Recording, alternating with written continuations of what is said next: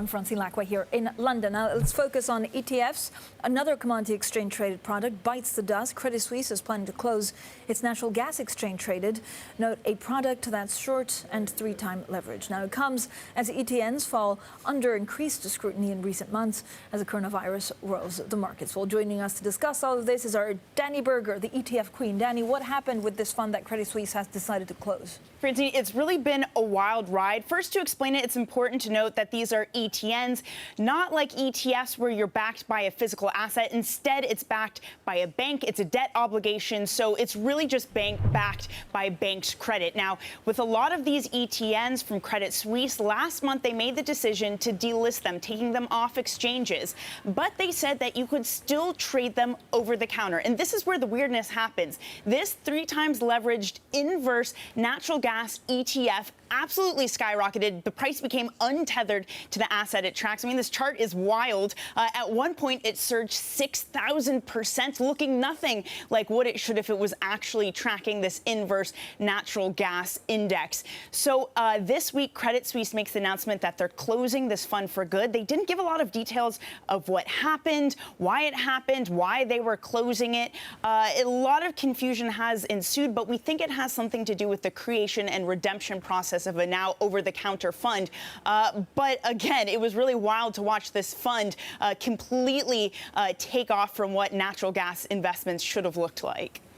Danny, are these types of leveraged products risky investments, especially for retail-type investors? They're certainly more risky than just your plain vanilla ETF. Again, if you want to redeem it, you're not redeeming it for a physical asset. It's just the bank's credit. But for a fund like this, it's important to note that not a lot of retail investors are involved in them.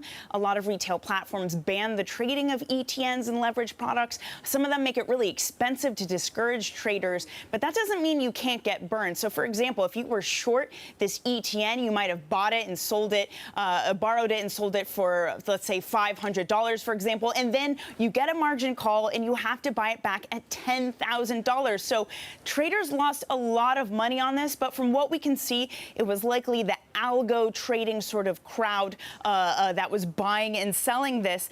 Still, these ETNs getting a lot more scrutiny, especially the commodity ones, given what commodities have done during coronavirus. And right now, they're on track to see a record amount of ETNs close this year, Francine. Danny, thanks so much. Our Danny Berger there with the very latest on some of the things we're seeing in these ETFs and ETNs. Now, joining us is Deborah Fuhr, managing partner and founder at ETFGI. Deborah, thank you for joining us. What can you tell us about what you've seen this week in terms of ETF patterns? Yeah, so what we are seeing is clearly investors react to news that is coming out. So Monday night, we heard that Russia supposedly found a vaccine, which I think had an impact on where investors thought they were going to put money to work. So some investors were taking money out of gold. They were putting it back into equities. And we've seen very different patterns in terms of investments from products listed in the U.S., you tend to see investors moving more into fixed income. Investors in Europe feel a little bit better about the COVID situation and putting money to work into equities. But gold has been an important investment for many. Safe haven, fear that the stimulus coming into the markets is going to cause inflation at some point. So I think people are looking at either back to work or what are the things that are going to benefit from work from home in the pandemic. Deborah, what does that mean for gold ETFs going forward? So are there, are people rushing actually to create more of them? How will that actually pan out? Yeah, so if we look at flows for gold products globally through the end of July, you would see that we've seen net inflows of over $60 billion. So right now, the investments in gold ETFs or ETPs would rank probably the 6th highest compared to central banks. So there's a lot of investment in gold, but it is important. Some products are investing in physical gold bars, some are gold mining stocks, and some are buying futures. You have to be careful, what are you actually buying?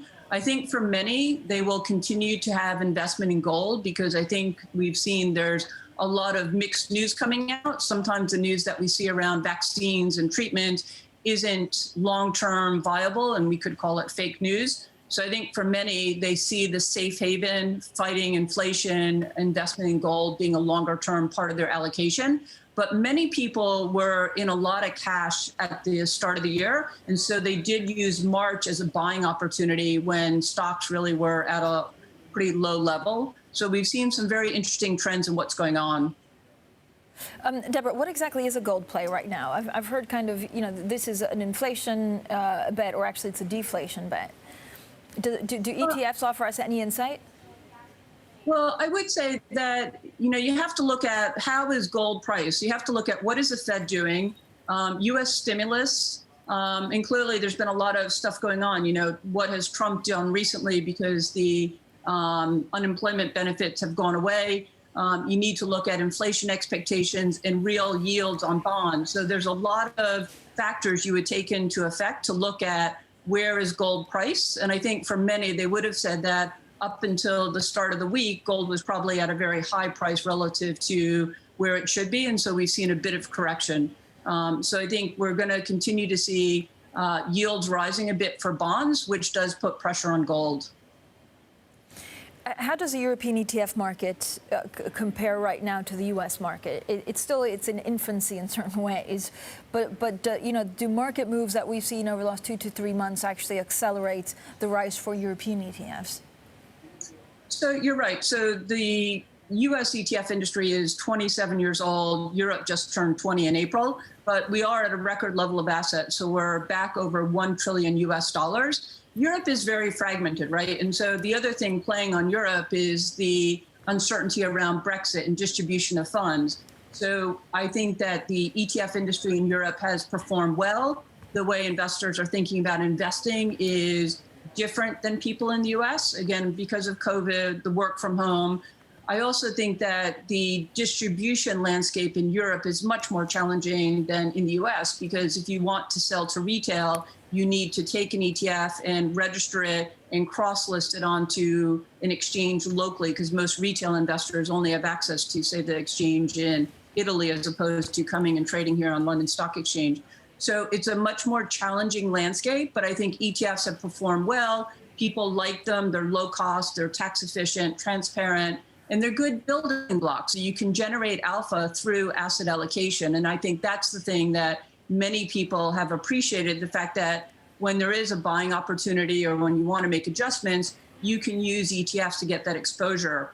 And I think the other thing we're seeing is a real interest in ESG. So I think the fact that work from home has shown that less transportation happening, air, planes, et cetera, you're seeing that the overall air, et cetera, is better than it was. And we also see that the social movements is causing people to want to embrace diversity. So, Deborah, do you think there'll be more thematic ETFs, and even, for the trends of working from home, so be it ESG, like you mentioned, but also on the technology side, are we just going to have many more ETFs being created in a short amount of space? I definitely think that thematic ETFs have become much more popular because the standard sectors and industry groups don't define the themes. And so disruptive technology is clearly something where we've seen both active and index products through the ETF wrapper be very successful. So there's ARK in the US has been extremely successful, has over $10 billion now in active strategies where Cathie Wood is transparent and active.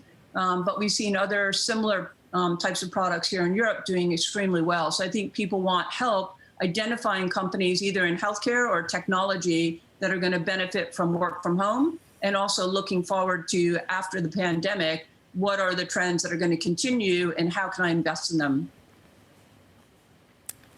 Deborah, when you look at some of the trends in ETFs going forward, what is the one thing? Is there any ETF that seems like it's in a bubble, or is it not the right word for some of the ETF space right now? I think it's important to remember ETFs are just a mutual fund wrapper with the added benefits of being listed and traded on exchange, so they're highly regulated. So what Danny said earlier about ETNs, it's really important that people don't confuse ETNs, especially the leverage and inverse, where they rebalance daily and you can't predict performance beyond a day.